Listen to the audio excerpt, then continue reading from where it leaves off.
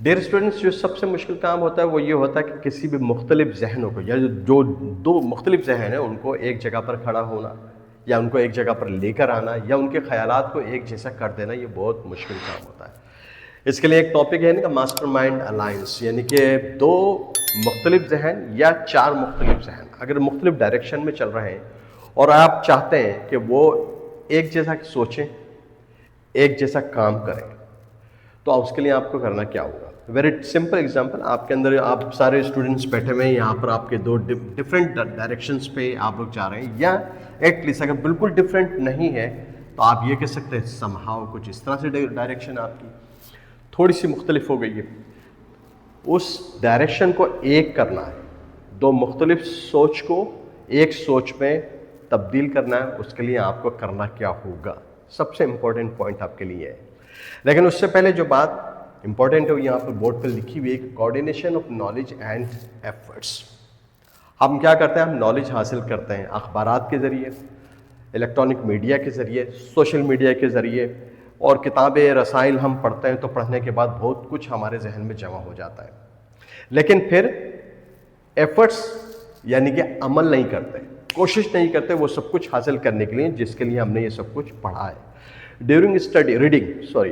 During reading ہمیں بڑا اچھا لگ رہا ہوتا ہے کہ یار اس بات کو ہم اس طرح سے کریں گے، اس بات کو ہمیں اس طرح سے کرنا چاہیے تھا اور اب کریں گے، لیکن پھر ہم اس کو نہیں کرتے۔ تو یہاں پر سب سے امپورٹنٹ پوائنٹ ان دو چیزوں کے درمیان آپ کا کوآرڈینیشن ہونا بہت ضروری ہے۔ اب آ جائیں اس والے پوائنٹ پر جو میں نے پہلے کہا تھا کہ یعنی کلاس کے شروع میں، کہ دو مختلف ذہن آپ ان کو ایک ڈائریکشن پر لانا چاہتے ہیں، ایک جیسا وہ سوچیں، اس کے لیے کیا کرنا ہوگا؟ آپ کے ذہن میں مختلف سوالات ہوں گے، مختلف جوابات ہوں گے، لیکن یہاں پر ایک سمپل سا جواب میں آپ کو دیتا ہوں۔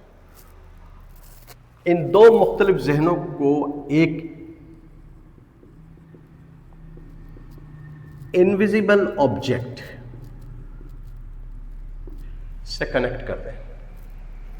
یعنی یہ جو دو مختلف ذہن تھے، جو دو مختلف زاویوں سے، اینگل سے سوچ رہے تھے، ایفرٹس کر رہے تھے، کچھ بھی کر رہے تھے، اور آپ چاہتے تھے کہ یہ یکجا ہو جائے، ایک اسٹریم لائن ہو جائے، تو ان کے سامنے ایک مشترکہ آبجیکٹ کریٹ کر دیں، امیجنیشن کریں اس کی کہ یہ کیسے ہوگا، اور اس امیج کو یعنی کہ اس انویزیبل آبجیکٹ کو ان دونوں کے سامنے لا کر کھڑا کر دیں۔ جب یہ دونوں شخص جو مختلف ڈائریکشن میں تھے، جب ان کے سامنے ایک ٹارگٹ ایک جیسا آ جائے گا تو ان دونوں کے ذہن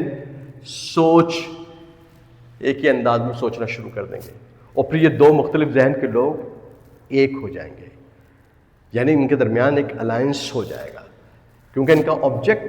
جو کہ انویزیبل ہے، یہ سیلف کریٹڈ یا created by some one else, تو وہ تو چاہیں گے اس ٹارگٹ کو ہم نے حاصل کرنا، اور اس ٹارگٹ کو حاصل کرنے کے لیے ان دونوں مختلف سوچ کے لوگوں کی ایک سوچ ہو جائے گی اور آپ کامیاب ہو جائیں گے۔ اس کی مثال جو میں نے آپ کو دی ہے کہ دو مختلف ٹارگٹ اگر آپ چاہتے ہیں آپ کے درمیان، آپ کے فیملی ممبرس کے درمیان، آپ دوستوں کے درمیان ایک کوآرڈینیشن ہو، ایک سوچ ہو، تو پھر آپ کو ایک ٹارگٹ بنانا ہوگا، ایک ٹارگٹ کہ ہم نے یہ ایگزامس کو اس طرح سے پاس کرنا ہے، یا ہم نے اس پوزیشن کو اس طرح سے حاصل کرنا ہے، اس کے لیے ہم نے ایفرٹس کرنی ہے، اور پھر دن اور رات ہم نے اسٹڈی کرنی ہے، تو ultimately you will be able to achieve the target. اور آپ سب کے ایفرٹس، آپ سب کی کوششیں